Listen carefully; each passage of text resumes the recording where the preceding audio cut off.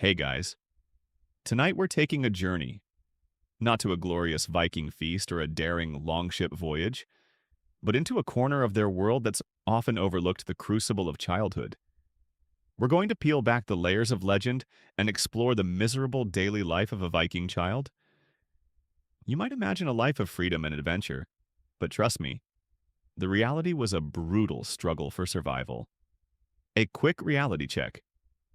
You, with your soft beds and nutritious snacks, probably wouldn't make it past your first birthday. So, before you get comfortable, take a moment to like the video and subscribe, but only if you genuinely enjoy what I do here. And if you're feeling up to it, drop your location and local time in the comments. I'd love to see where everyone's tuning in from. Now, dim the lights, maybe turn on a fan for that soft background hum, and let's ease into tonight's journey together. You might think of childhood as a carefree time, a period of innocent play and boundless potential. But for a Viking child, existence began with a brutal, immediate test of survival.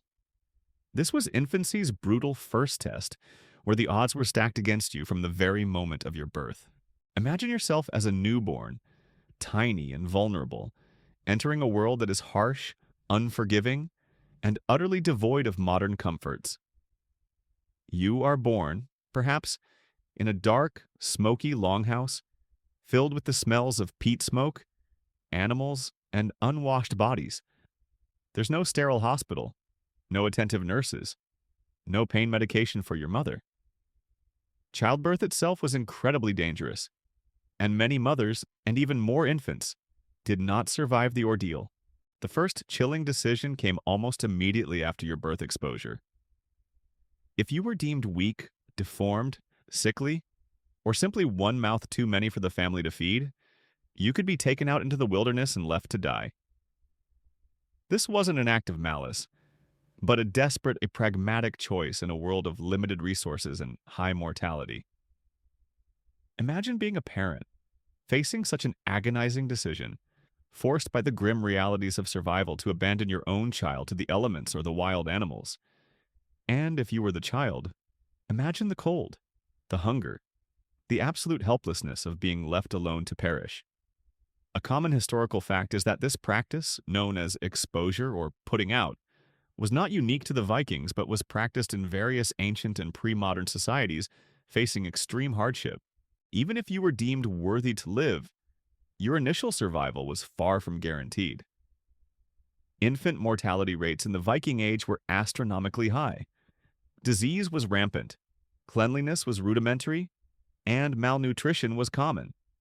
Imagine being a tiny baby, constantly battling against invisible killers infections, fevers, dysentery. Your immune system, still developing, would be under constant assault. You might suffer from chronic coughs, persistent fevers, or debilitating stomach ailments. With no medicine, no doctors, and no understanding of germ theory, your parents would watch helplessly, perhaps offering folk remedies or prayers to the gods, but often it was simply not enough. Your early diet would be your mother's milk, if she was healthy enough to provide it, but if she fell ill or died, your chances of survival plummeted dramatically. There were no formula milk, no sterile bottles, no ready alternatives. Imagine the gnawing hunger of an infant whose primary source of sustenance is gone, their cries growing weaker with each passing hour. The longhouse itself, your first home, was far from a safe haven. It was a crowded, smoky environment, shared with animals and many people. Imagine the constant drafts, the pervasive smell of smoke from the central hearth, burning without a proper chimney, stinging your tiny eyes and irritating your lungs. Vermin, rats, mice, fleas, and lice were constant companions, their bites causing irritation and potentially spreading disease. You'd be lying on a dirt floor or a rough straw mat, vulnerable to accidental bumps, falls, or trampling from adults or large animals moving about in the dim light. Archaeological evidence from Viking Age burial sites often reveals a high proportion of infant and child remains, underscoring the brutal reality of early childhood mortality. And the cold. Imagine the relentless, biting cold of a Scandinavian winter, seeping into the longhouse. Keeping a baby warm in such conditions, without modern heating or insulated clothing, would have been a constant struggle. Hypothermia was a silent, ever-present threat. So, as you hear the distant cries of an imaginary Viking infant, remember that for a Viking child, life began not with gentle comfort, but with a series of brutal tests, each designed to weed out the weak. Surviving infancy was a monumental achievement, a testament to sheer luck and a resilient spirit. It certainly makes you appreciate incubators, vaccinations, and pediatrician visits, doesn't it? For a Viking child, every breath of those early years was a hard-won victory against overwhelming odds. You've just witnessed the brutal odds of infancy for a Viking child, where every breath was a hard-won victory. But even if you survived those perilous early years, the world outside the longhouse offered its own relentless set of dangers. This was the unforgiving natural world, where constant physical threats lurked in the environment. From the brutal weather to the lurking wildlife, imagine yourself as a young Viking child, perhaps old enough to toddle outside the longhouse. Your playground isn't a soft, manicured lawn. It's a harsh, untamed landscape. The first, and most constant, threat is the weather. Even in summer, the northern climate can be unpredictable. Sudden, chilling rains can sweep in, drenching you to the bone. Winters, as we'll discuss later, are long, dark, and brutally cold. Imagine playing near a frozen lake or river. The thin ice a constant, deadly temptation. A slip, a fall into the frigid water, and hypothermia could set in within minutes, quickly leading to death. You'd be taught from a very young age to fear the cold, to respect the power of nature, because your survival literally depended on it. Then there's the terrain itself. Viking settlements were often rugged, built on rocky coastlines near dense forests or by fast-flowing rivers. Imagine running barefoot or in the simple leather shoes over uneven ground. Sharp stones and tangled roots. Falls were common, leading to cuts, scrapes, and broken bones. In an era without modern medicine, a compound fracture could easily become infected, leading to gangrene or a slow, agonizing death. You'd see children limping or with permanently disfigured limbs, a common sight in any Viking settlement. And the waterways were everywhere. The sea, the fjords, the rivers. Water was central to Viking life, but also incredibly dangerous. Children learned to swim, but drowning was a constant threat. Imagine a small child wandering too close to the turbulent waters, perhaps falling from a dock or a longship, swept away by strong currents. The cold temperature of the water would ensure a quick, silent end. Even seemingly calm waters hid dangers like unpredictable tides or sudden storms that could capsize small boats. A common historical fact is that children in Viking communities learned to handle small boats and fish from a very early age, highlighting their constant proximity to water and its dangers. Beyond the elements, there were the wild animals. The forests surrounding Viking settlements were teeming with creatures that saw humans, especially small ones, as potential prey or threats. Imagine the fear of wandering too far from the longhouse and encountering a snarling wolf, a ferocious bear, or even a territorial wild boar.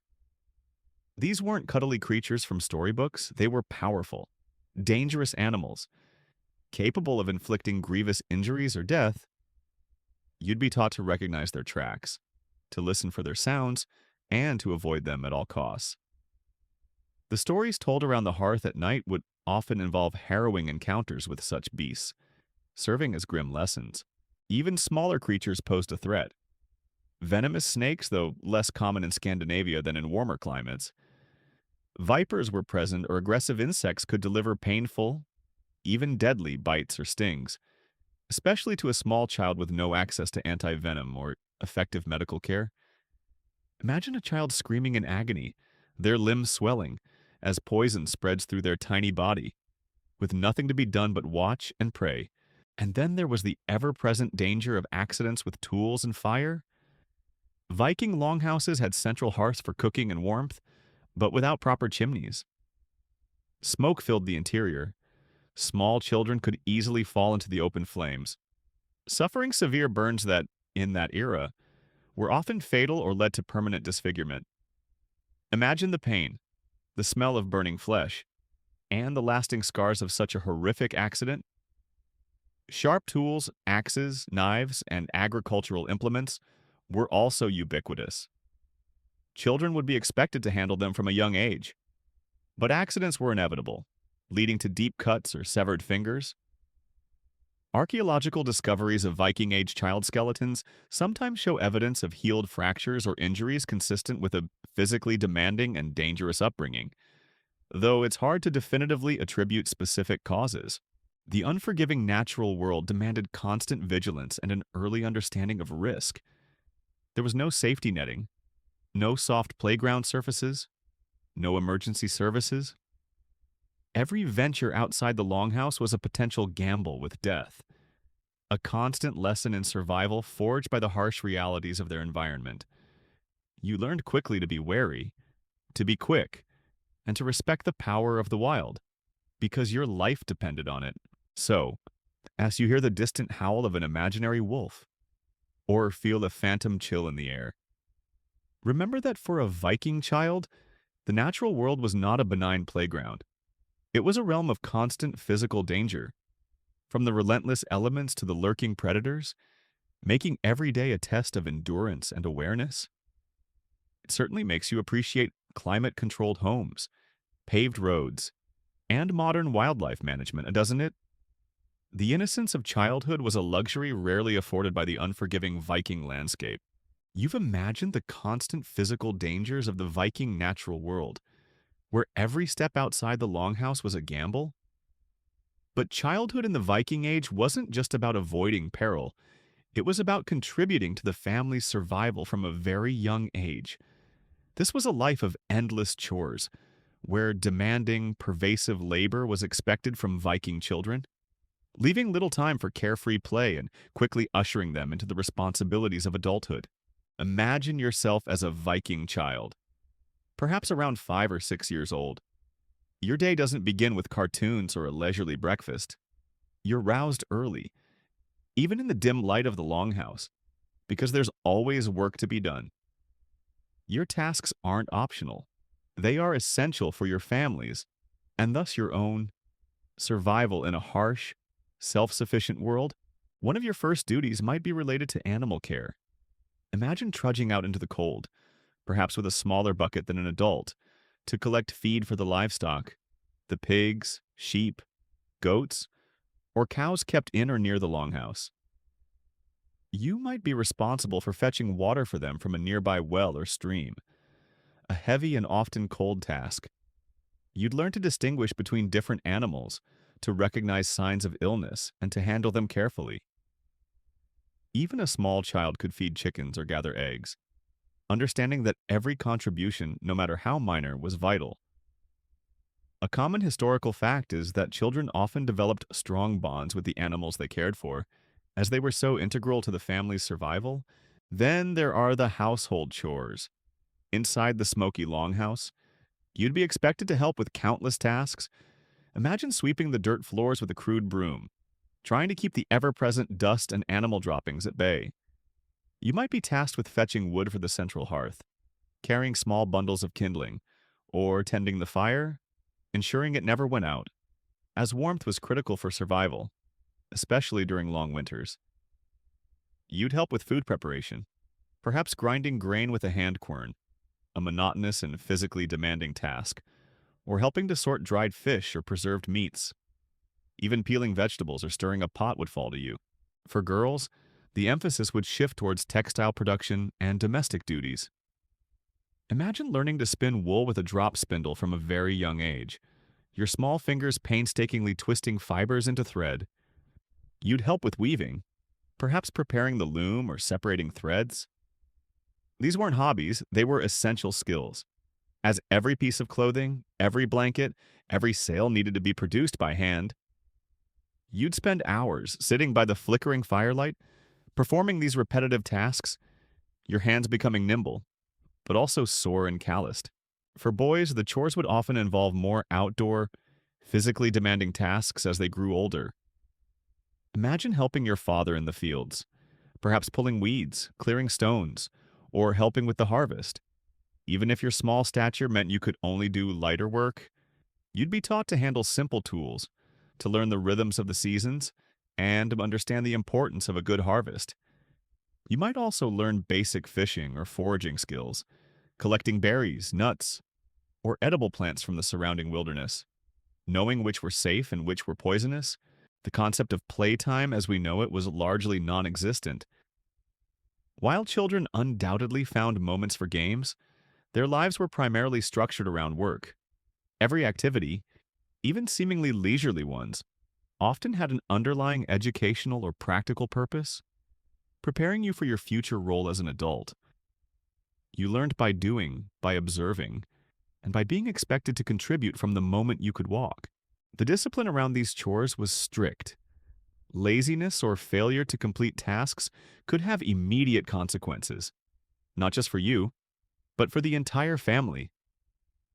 Imagine being reprimanded, perhaps even physically punished, for not pulling your weight, understanding that your survival literally depended on your contribution. There was no escaping these responsibilities. They were woven into the very fabric of daily life. So, as you hear the distant sounds of children at play, remember that for a Viking child, childhood was a relentless apprenticeship in survival. Their days were filled with endless, demanding chores, teaching them the hard truths of self-sufficiency and the constant need for vigilance. It certainly makes you appreciate your childhood allowances and modern conveniences, doesn't it? For a Viking child, the earliest lessons were always about the grim realities of labor. You've just been immersed in the relentless, demanding chores that filled a Viking child's day, leaving little room for carefree play. But beyond the physical labor, Viking childhood was also shaped by a system of discipline that, by modern standards, would seem incredibly harsh. This was a world of harsh discipline and tough lessons, where physical punishments and brutal training were designed not just to correct behavior, but to harden Viking youth, preparing them for an unforgiving adult world where weakness could be fatal. Imagine yourself as a young Viking child, perhaps having made a mistake in a chore or shown a moment of perceived weakness. Your parents or older relatives wouldn't likely offer gentle encouragement or a time out. Discipline was swift, direct, and often physical. Imagine feeling the sharp sting of an open hand across your backside, or a light cuff to the ear. These weren't necessarily malicious acts, but seen as necessary tools to instill obedience, resilience, and respect for authority. You learned quickly that actions had immediate, tangible consequences. A common historical fact is that physical punishment was a widely accepted and practiced form of child rearing across most pre-modern societies, not just among the Vikings, but beyond simple corporal punishment for misbehavior. A significant part of discipline was the rigorous training for future roles. For boys, this meant an early introduction to the tools of warfare and survival. Imagine being given a small, blunt axe or a wooden sword from a very young age. You'd be taught how to swing it, how to parry, how to defend yourself. This wasn't play acting, it was the beginning of serious training. You'd practice endlessly, your small muscles aching, your hands developing calluses. Any hesitation, any clumsiness might be met with a sharp word or a physical correction, pushing you to perform better, to be tougher. You learned that skill with weapons wasn't a game. It was a matter of life and death in a society where raiding and warfare were common. For girls, the training was equally demanding, though for different skills. Imagine your mother or an older female relative patiently, but firmly, teaching you to handle a knife for skinning animals or preparing food, emphasizing precision and caution. You'd learn to manage a household, to spin and weave, to preserve food, often under strict supervision. Mistakes in these tasks could mean wasted resources or spoiled food, directly impacting the family's survival, and would be met with stern correction. You learned that domestic skills were not just chores, they were essential for the well-being of your family and community. Beyond practical skills, a key aspect of Viking discipline was the fostering of emotional fortitude. Crying, complaining, or showing fear were often discouraged, especially for boys as they grew older. Imagine being taught to suppress your emotions, to endure pain without complaint, to face hardship with a stoic demeanor. This wasn't about denying your feelings, but about developing the mental toughness necessary to survive a harsh world filled with violence, loss, and constant challenges. You'd see older warriors enduring grievous wounds without a whimper, and you'd learn to emulate that resilience. Historians still debate the extent to which this stoicism was a cultural ideal versus a practical necessity for survival in a brutal society. Was it innate or rigidly enforced? Children were also expected to learn the sagas and eddas, the oral traditions of their people, filled with tales of gods, heroes, and warriors. These stories weren't just entertainment, they were moral lessons, histories, and guides to proper behavior. Imagine sitting by the hearth, listening intently to the stories, knowing that you were expected to remember them, to learn from the deeds of your ancestors. Any inattention or lack of recall might be met with a sharp rebuke. For preserving the oral tradition was a vital part of cultural continuity. The training also extended to endurance of discomfort. You'd be exposed to cold, hunger, and physical exertion from a young age. This wasn't just accidental, it was often deliberate. You'd participate in long hunts or arduous journeys, learning to push past your limits, to ignore discomfort, and to simply keep going when your body screamed for rest. This hardened you, turning you into a resilient individual capable of surviving the most challenging circumstances. So, as you hear the distant echoes of a stern voice, remember that for a Viking child, discipline was a pervasive, often physical process designed to forge resilience, obedience, and practical skills. It was a rigorous training for a brutal adult world, leaving little room for softness or prolonged innocence. It certainly makes you appreciate gentle parenting and the freedom to express your feelings, doesn't it? For a Viking child, every lesson, every correction, was a step towards a harsh yet necessary hardening. You've just been subjected to the tough lessons and harsh discipline that forged Viking children into resilient, stoic individuals. But even with that mental and physical hardening, there was a constant, gnawing enemy that few could truly escape: food scarcity and hunger's gnaw. Forget overflowing pantries and readily available snacks. For a Viking child, life was a perpetual struggle against limited provisions and the ever-present threat of famine. Imagine yourself as a Viking child, old enough to understand the grim reality of the seasons. Your world revolves around the harvest, the hunt, and the fishing trips. When these pursuits are successful, there might be enough to eat, but never in excess. Your diet would be simple, monotonous, and designed for sustenance, not pleasure. Imagine eating coarse bread made from barley or rye, often tough and dry, and salted or dried fish and meat. Vegetables and fruits were seasonal and perishable, a rare treat in summer and autumn, but almost non-existent through the long winters. You'd chew on toughy, stringy root vegetables or gnaw on dried meat, your teeth aching from the effort. But the real fear came when provisions ran low. Famine was a constant specter in the Viking Age. The northern climate was unpredictable. A bad harvest due to an early frost or a prolonged drought could wipe out a year's worth of crops. Storms could prevent fishing or hunting expeditions, cutting off vital food sources. Imagine the desperate whispers around the longhouse as winter began to truly set in, and the stores were visibly dwindling. You'd see the worry etched on your parents' faces. Hear the hushed conversations about how little remained. Hunger itself becomes a pervasive, physical sensation. Imagine the gnawing ache in your stomach, a constant companion. Your body feels weak, your limbs heavy.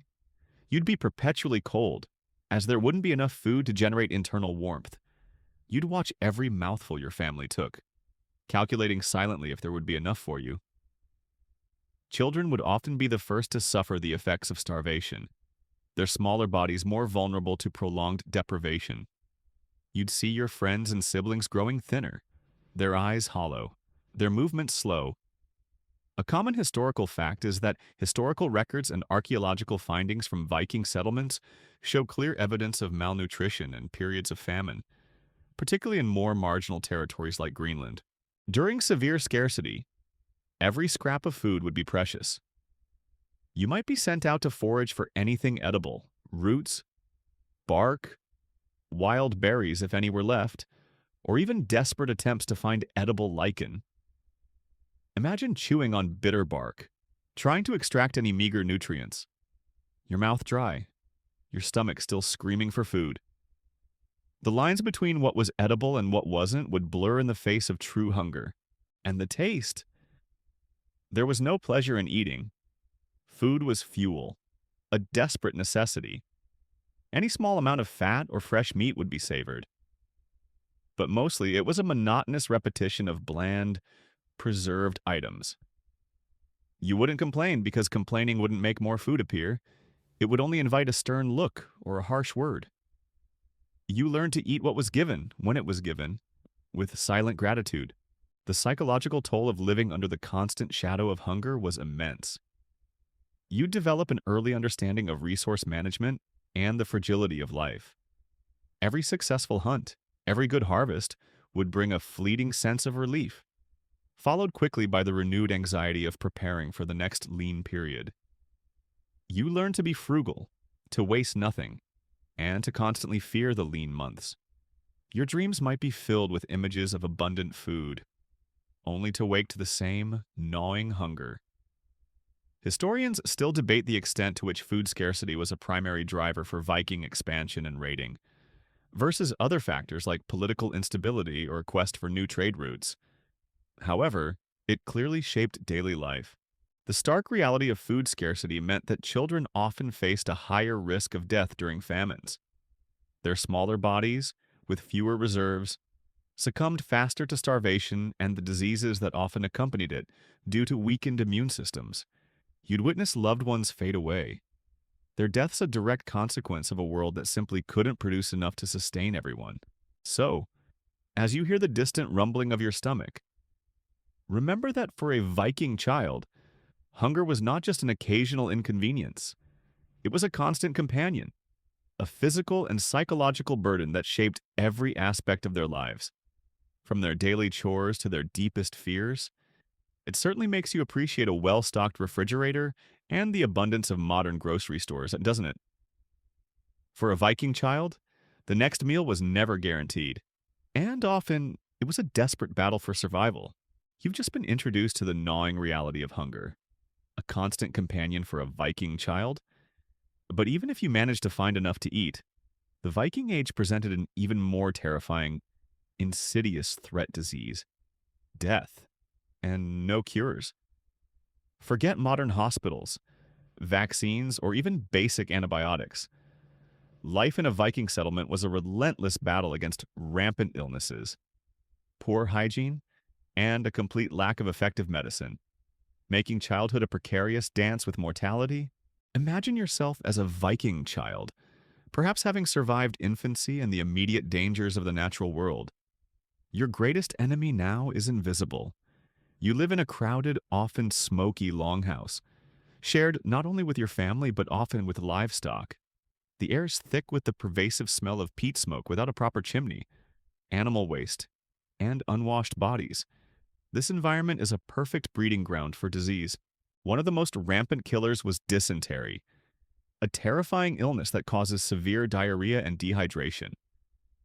Imagine a child, perhaps yourself, suffering from constant agonizing stomach cramps, vomiting, and relentless, watery stools.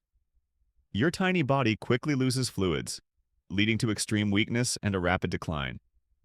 In a world without rehydration salts or antibiotics, dysentery could quickly turn fatal, especially for children whose immune systems were less developed. You'd see other children wasting away, their eyes hollow, their cries growing weaker, knowing that there was little to be done. A common historical fact is that poor sanitation and contaminated water sources made dysentery a constant scourge in pre-modern societies. often claiming more lives than battles. Then there were the respiratory infections. The smoky atmosphere of the longhouse, combined with the cold, damp climate, made children highly susceptible to coughs, bronchitis, and pneumonia. Imagine the persistent, racking coughs that kept you awake at night, the burning sensation in your chest, and the terrifying difficulty of breathing as your lungs became congested. A common cold could easily escalate into a life-threatening illness. And let's not forget the skin infections and parasitic infestations. With rudimentary hygiene, constant exposure to dirt, and shared living spaces, skin ailments like boils, rashes, and open sores were common. These could easily become infected, leading to fevers and systemic illness. And then there were the ever-present lice and fleas, clinging to your hair and clothes, causing constant itching and irritation. These weren't just annoying, they could transmit diseases like typhus, adding another layer of unseen threat. Imagine the relentless itching, the scabs from constant scratching, and the feeling of tiny creatures crawling over your body, day and night. When illness struck, Viking medicine was primitive and often ineffective. There were no doctors as we understand them, no pharmacies, no scientific understanding of germs or disease. Your primary care would come from family members, using traditional folk remedies, perhaps herbal concoctions, poultices, or superstitious rituals. Imagine being given a bitter-tasting brew of unknown herbs, or having a wound smeared with a mixture of animal dung and spiderwebs believed to have healing properties. These remedies were often based on trial and error, not on scientific evidence, and could sometimes do more harm than good. Archaeological evidence suggests that while Vikings practiced basic wound care, complex surgical interventions were rare, and most severe illnesses were treated with limited success. Pain management was non-existent. If you had a toothache, a broken bone, or a deep cut, you simply had to endure the agony. You might be given some alcohol to dull the senses, but true relief was elusive. Imagine suffering from a throbbing toothache for days, or the relentless pain of a fever, knowing there was nothing to alleviate your suffering. The tragic reality was that death was a constant companion in childhood. Many Viking children did not live to adulthood. You would witness the deaths of your siblings, your friends, and other children in the settlement with chilling regularity. This constant exposure to mortality would desensitize you to death, yet instill a profound sense of life's fragility. You learned early on that life was precarious, and death could strike anyone, at any time, often with agonizing slowness. So, as you hear the distant echoes of coughs and the whispers of unseen illness, remember that for a Viking child, disease was a terrifying, relentless enemy. Their lives were a constant struggle against unseen pathogens, with little hope of effective treatment or comfort. It certainly makes you appreciate modern sanitation, vaccinations, and the wonders of medical science. Doesn't it for a Viking child? Survival was a grim gamble against a world teeming with invisible killers. You've just been confronted with the devastating reality of disease and death in Viking childhood, a constant and terrifying threat.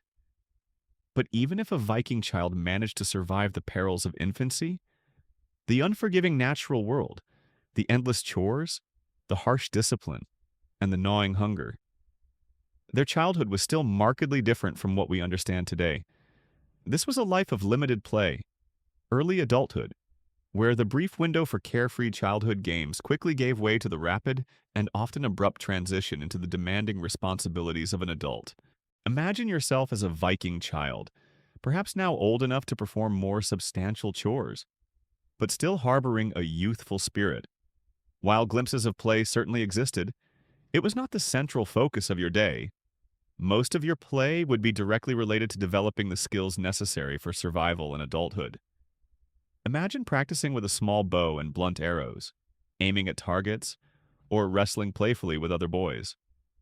For girls, it might involve weaving rudimentary doll clothes or mimicking adult tasks with miniature tools. These activities, while enjoyable, were also essential training, blurring the lines between recreation and preparation for life. A common historical fact is that archaeological finds include small toy weapons, boats, and animal figures, showing that Viking children did play, but their games were often utilitarian. The concept of a distinct childhood as a prolonged period of innocence and learning, free from adult responsibilities, was largely alien to the Viking Age. From the moment you could walk, you were expected to contribute. As you grew older, the demands intensified rapidly. Imagine a seamless, almost invisible transition from fetching water with a small bucket to hauling heavy loads from the well, from grinding a small amount of grain to operating a full-sized quern. There was no formal graduation or ceremony marking your entry into adulthood. It was a gradual yet relentless accumulation of responsibilities. By your early teens, you would be expected to perform tasks that we would consider adult labor. For boys, this might mean accompanying men on hunts, learning to handle a sword, or participating in minor raids, though full-scale raiding generally came later. Imagine being entrusted with guarding livestock, or assisting in the construction of a longhouse. Tasks requiring strength, skill, and judgment far beyond what a modern teenager would typically possess. You'd be taught to build, to farm, to fight, and to sail, knowing that your family's survival and perhaps your own life would soon depend entirely on these abilities. For girls, the transition to adult female roles was equally swift. By their early teens, they would be expected to master all the complex domestic skills, cooking for a large household, preserving food for winter, weaving elaborate textiles, managing household supplies, and caring for younger siblings. Imagine being responsible for the entire functioning of a longhouse, a demanding and continuous role. Marriage often occurred in the mid to late teens, quickly followed by the immense responsibility of childbearing and raising your own family. You might recall how few infants survive their first year. A Viking mother would typically have multiple pregnancies to ensure some children reached adulthood. Historians still debate the precise age at which Viking children were considered adults, as it likely varied by region and social status, but it was almost certainly earlier than modern Western societies. This rapid transition meant a shortened period of innocence. The harsh realities of the Viking world, the constant threat of hunger, disease, natural disasters, and warfare, were understood from a very young age. You wouldn't be shielded from death or suffering. You'd witness it regularly. This exposure, combined with early responsibilities, meant that the carefree joy of childhood, if it existed at all, was fleeting and precious. You learned quickly that life was hard, and there was little time for frivolity. Even the sagas, the grand narratives of Viking life, often depict children engaging in adult activities and facing adult challenges from a young age. Reflecting this societal expectation, there was little concept of juvenile delinquency because children were integrated into the productive and defensive fabric of the community from the start. Your value was tied directly to your utility and your ability to contribute. So, as you hear the distant echoes of children at work rather than at play, remember that for a Viking child, childhood was a brief, intense apprenticeship in survival. The demands of their world quickly pushed them from simple games into the full, often brutal responsibilities of adulthood, leaving little room for a prolonged period of innocence. It certainly makes you appreciate your own extended period of education and freedom from such intense early responsibilities. Doesn't it for a Viking child?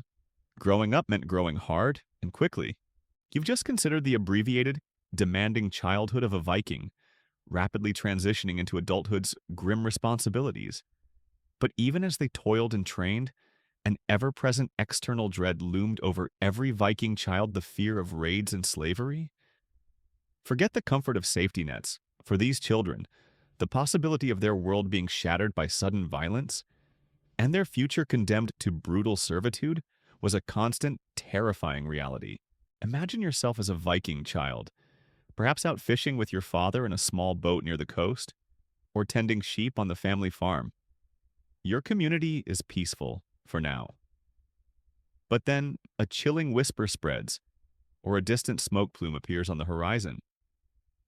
A longship, it might be a ship from a rival clan, a foreign enemy, or even just opportunistic raiders. Your heart leaps into your throat, a primal fear seizing you, because you know what a longship often brings. The immediate terror of a sudden raid was profound. Unlike the Vikings doing the raiding, children on the receiving end experienced it as a whirlwind of chaos and violence. Imagine the screams of adults, the clatter of weapons, the burning smell of your home being torched. You would be told to run, to hide, to scatter into the dense forest or to find refuge in a cave. Your small body would tremble with fear as you heard the sounds of fighting, the cries of the wounded, and the frantic barks of dogs. You'd be alone, terrified, desperately hoping your parents, your siblings, were also running, or that they were safe. A common historical fact is that historical sources from raided communities frequently describe the wholesale slaughter or capture of inhabitants, regardless of age. But if you were caught, the horror truly began. The greatest fear was capture and enslavement. You would be seized, perhaps roughly, and tied up with other children and adults from your community. Imagine the despair of being dragged away from everything you've ever known, seeing your home in flames behind you, knowing you would likely never see your family or homeland again. Your pleas, your tears, your struggles would be ignored by your captors, their faces grim and determined. You would be forced onto a longship, crammed into tight, uncomfortable spaces with other terrified captives. The voyage itself would be a nightmare of hunger, thirst, and fear.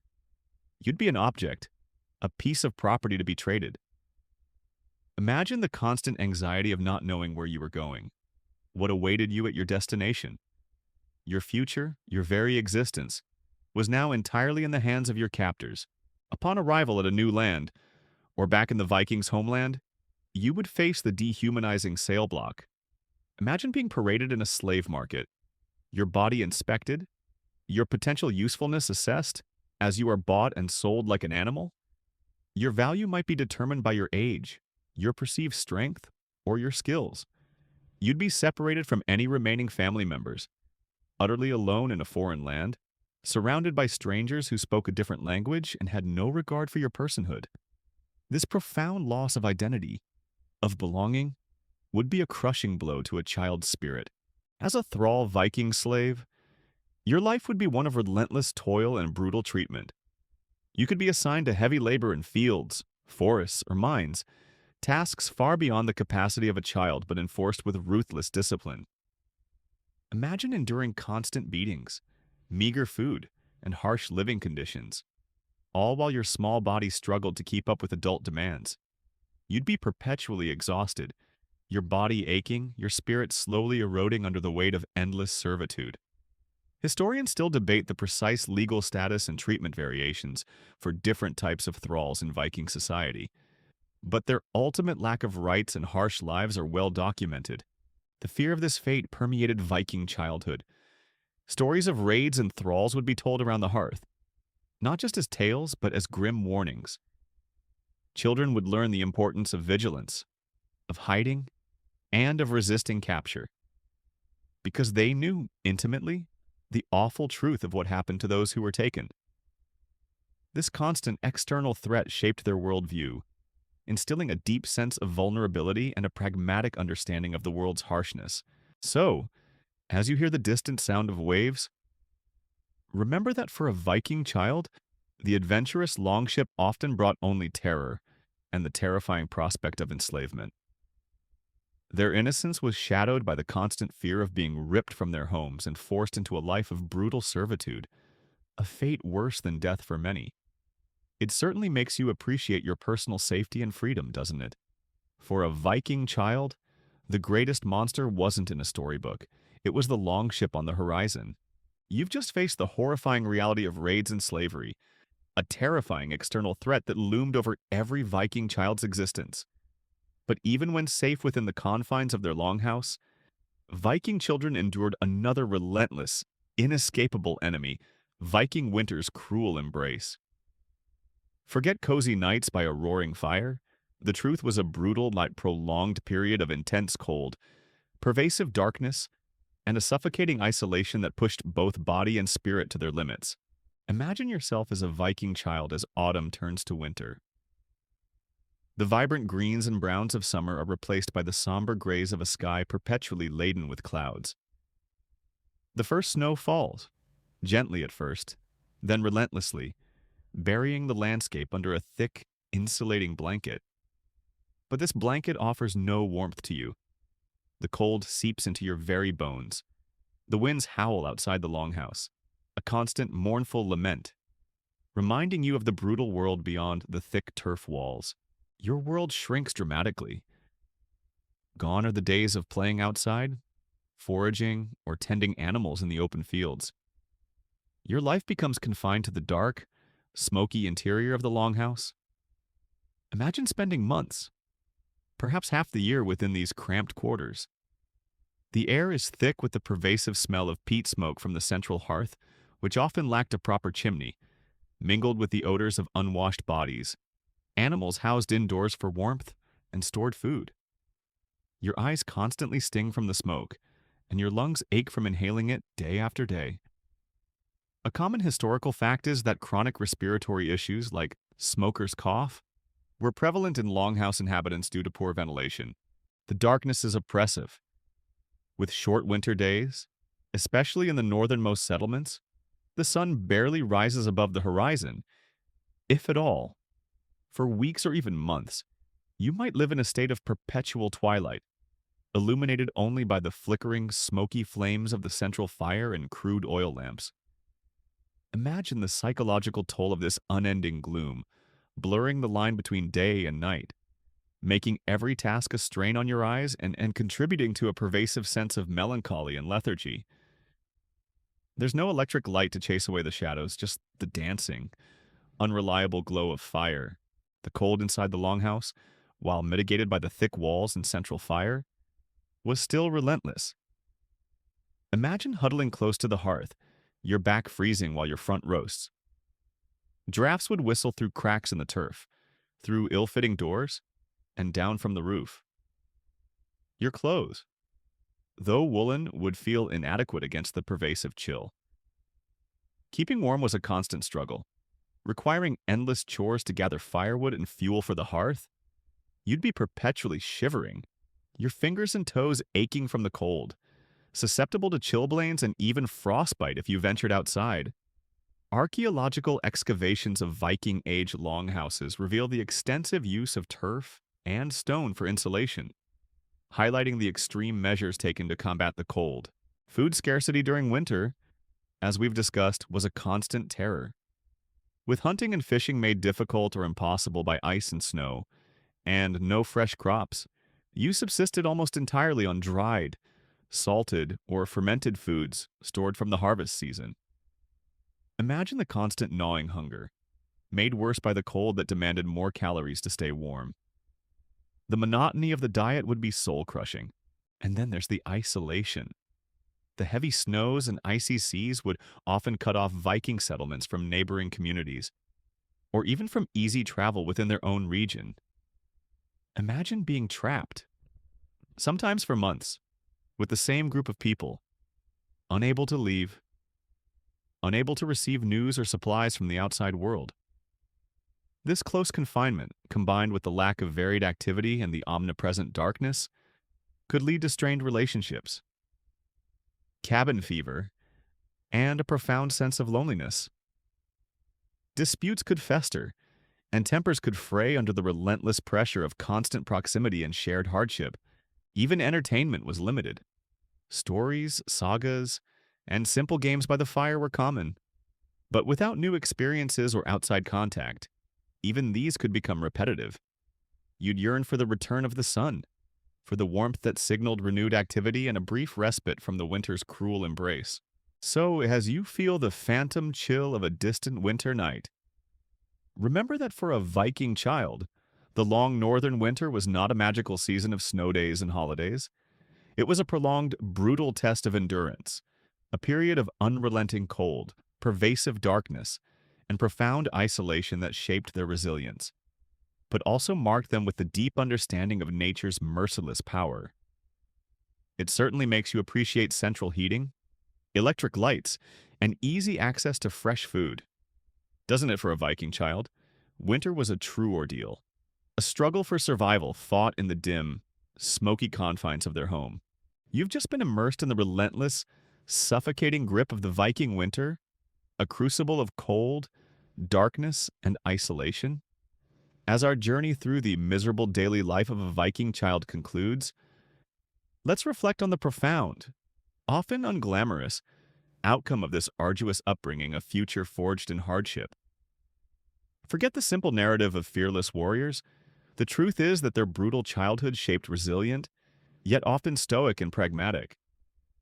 Adults, whose lives were indelibly marked by the constant struggle for survival. Imagine yourself as a Viking adult, having navigated the treacherous waters of infancy, the unforgiving natural world, the endless chores, the harsh discipline, the gnawing hunger, the rampant diseases, the truncated childhood, the fear of slavery, and the cruel embrace of winter. You are undeniably tough. Your body bears the scars of a physically demanding life, perhaps crooked bones from old breaks, calloused hands from endless labor, or a permanent stoop from the years of heavy lifting.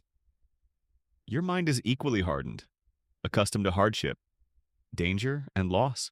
This constant exposure to peril and deprivation instilled a profound practicality and resilience.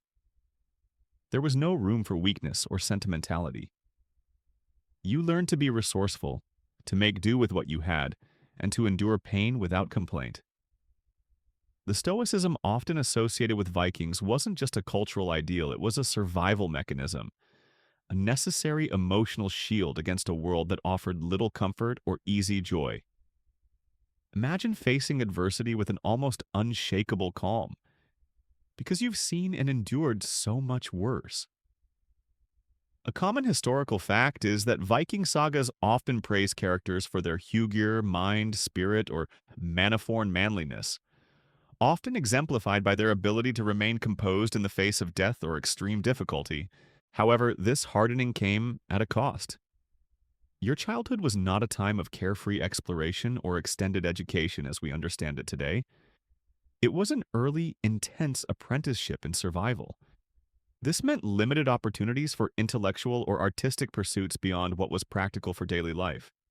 While sagas were valued and scalds poets existed, formal schooling was rare, and the pursuit of abstract knowledge was secondary to the grim realities of food production, defense, and warfare. Your worldview would be deeply pragmatic, focused on the tangible and the immediate. The constant proximity to death and suffering would also shape your perspective. You would have witnessed countless deaths, siblings, friends, neighbors, from disease, accident, or violence. This would instill a deep understanding of life's fragility and a certain fatalism. Death was not a distant concept.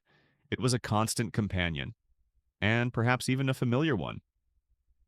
This acceptance of mortality, while grim, also allowed for a focus on living fully in the present, valuing courage, reputation, and the fleeting joys that could be found. Your relationships, while deep within the confines of family and clan, might also be shaped by the harshness of your upbringing.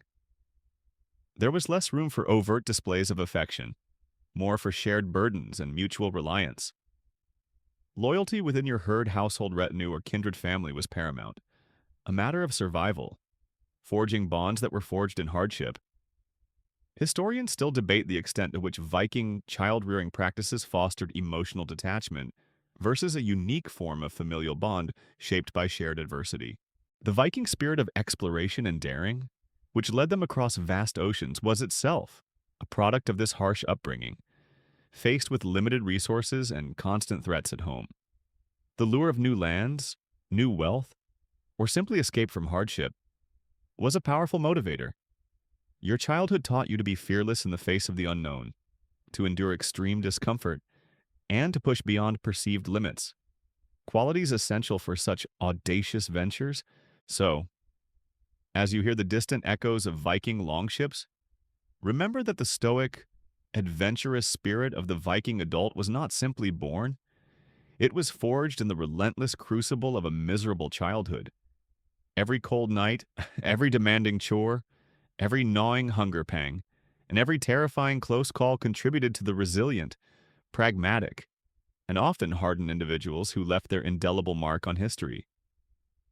It certainly makes you appreciate the comforts and opportunities of your own upbringing. Doesn't it for a Viking child? Survival was the ultimate education, and its lessons were etched deep for life. You have completed a journey through the harsh realities of Viking childhood.